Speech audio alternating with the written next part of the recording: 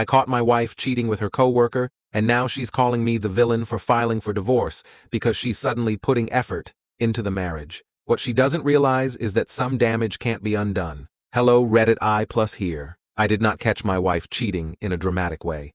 No hotel room, no lipstick on collars, no anonymous texts from a stranger with a guilty conscience. I caught her because she forgot to turn her phone face down. It was a quiet Tuesday night, the kind where nothing happens and that somehow makes everything heavier. She was in the shower, music playing, steam fogging the mirror. Her phone buzzed on the nightstand. Once. Then again. Then again. I told myself not to look. I really did. Trust is supposed to mean something, right? Then the screen lit up. Did you miss me today? That was it. 6 words. Friendly enough if you wanted to lie to yourself. Intimate enough if you stopped pretending. I picked up the phone with shaking hands. The message thread was already open, like the universe was done being subtle with me. There were weeks of messages. Morning check-ins. Inside jokes. Complaints about me. Late night, I wish you were here texts. Photos that were not meant for a married coworker. Her coworker. The guy she told me not to worry about. The guy she said was basically family. I remember sitting on the edge of the bed while the shower kept running, reading my marriage fall apart in real time. What hurt the most was not the flirting. It was how alive she sounded, how curious, how attentive, how everything she stopped giving me had simply been redirected. When she came out of the bathroom, towel wrapped around her hair, she froze. She did not ask what was wrong. She already knew. I asked one question. How long? She cried immediately. Not slow tears, not quiet regret. Loud, panicked crying. The kind that is more about fear of consequences than pain over damage. She said it was a mistake. She said it meant nothing. She said they never meant for it to go this far. She said all the lines people say when the truth is already out. I slept on the couch that night, not because I wanted distance, but because I did not trust myself to speak without saying something I could not take back. The next morning, something strange happened. She started trying. She made breakfast. Real breakfast, not rushed toast. She kissed my cheek before work. She texted me during the day asking how I was feeling. She canceled drinks with coworkers. She suggested counseling. She cried again, this time saying she would do anything. Anything. At first, part of me wanted to believe her. There was comfort in the idea that maybe pain could shock someone back into loving you, but another part of me felt something colder settle in. Why now? Why was I worth effort only after someone else had already been getting it for free? Over the next few weeks, she became the wife she used to be, or at least the version I had been asking for while being ignored. She listened. She touched my arm when she spoke. She apologized without being prompted. She deleted his number in front of me. She gave me access to her phone. She told her family she messed up. From the outside, it looked like redemption. From the inside, it felt like being handed a glass that had already shattered and glued back together. It could still hold water, sure, but every crack was visible if you knew where to look. I could not unsee the messages. I could not unknow how easily she compartmentalized me. I could not forget that she laughed with him while telling me she was too tired to talk. One night, after dinner, she sat across from me and said, "I feel like you're punishing me." That sentence changed everything. I realized she believed effort erased betrayal. That trying now should overwrite what she chose before. That my pain had an expiration date she got to decide. I told her I needed time. She nodded, but impatience crept in fast. She started telling friends that I was cold, that I was dragging things out, that she admitted her mistake and I was refusing to move forward. I heard it secondhand first. Then she said it directly. "You're acting like the villain in your own marriage," she told me. "I'm here, I'm trying, and you're the one tearing us apart." That night, I filed for divorce. When she found out, she lost it. She screamed. She cried. She accused me of being heartless. She told me I was destroying our family over something that was already over. She told me people change. She told me love means forgiveness.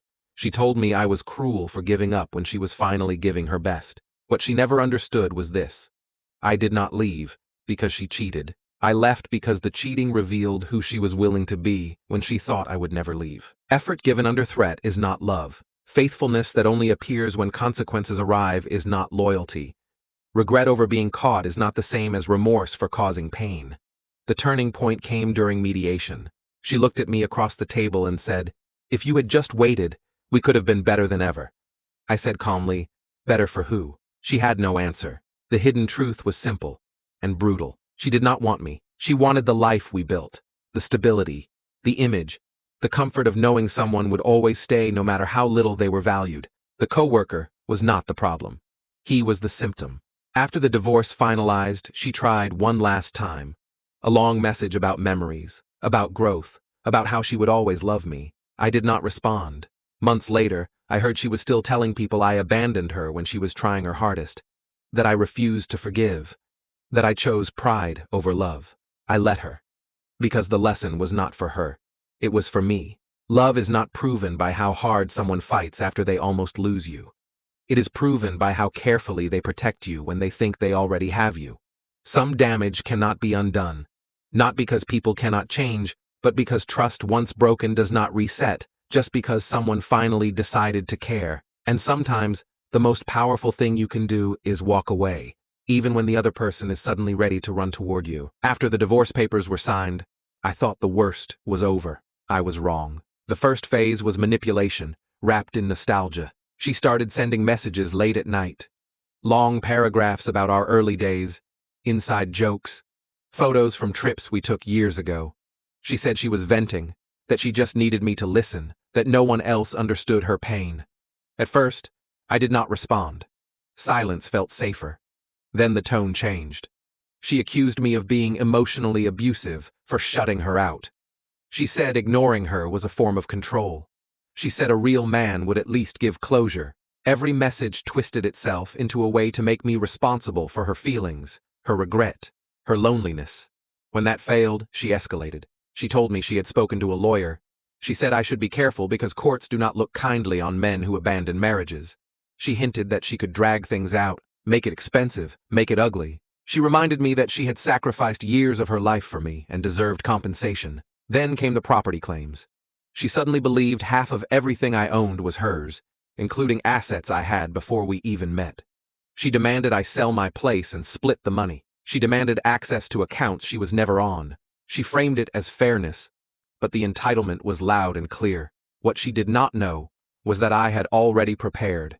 I had documentation, dates, proof, financial records, messages, everything neatly organized, not out of revenge, but out of self-preservation. When her lawyer sent the first aggressive letter, my response was calm, factual, and airtight. Within weeks, the threat softened. The court filings went nowhere.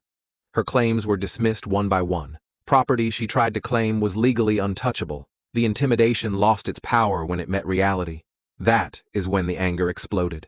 She told mutual friends I had ruined her life. She said I was greedy. She said I planned this from the beginning. Online, she played the role of the betrayed woman discarded by a man who never loved her. Ironically, that is how my story ended up being shared on Reddit I+. Strangers dissected it with clarity she never had. They saw the manipulation. They called out the gaslighting. They said what I had been too exhausted to explain. She is not mad he left, one comment said. She is mad she lost control. Reading that felt like breathing again. Her final attempt came months later. She showed up unannounced, crying on my doorstep.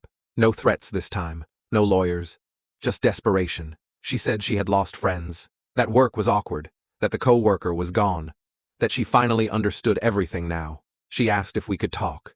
I listened. I did not interrupt. I did not argue. When she finished, I said one sentence. I already healed from a version of you that does not exist anymore. That was it. I closed the door not out of cruelty, but out of closure. She tried everything. Manipulation, venting, fear, courts, property, public shame. None of it worked, because I had already walked away emotionally, long before she realized the game was over. The real payoff was not legal victory or public validation. It was peace. Walking away taught me something no apology ever could. You do not owe access to people who only value you when they are losing you. And when someone shows you who they can become when they think you will tolerate anything, believe them the first time. Some stories end with reconciliation. This one ended with freedom.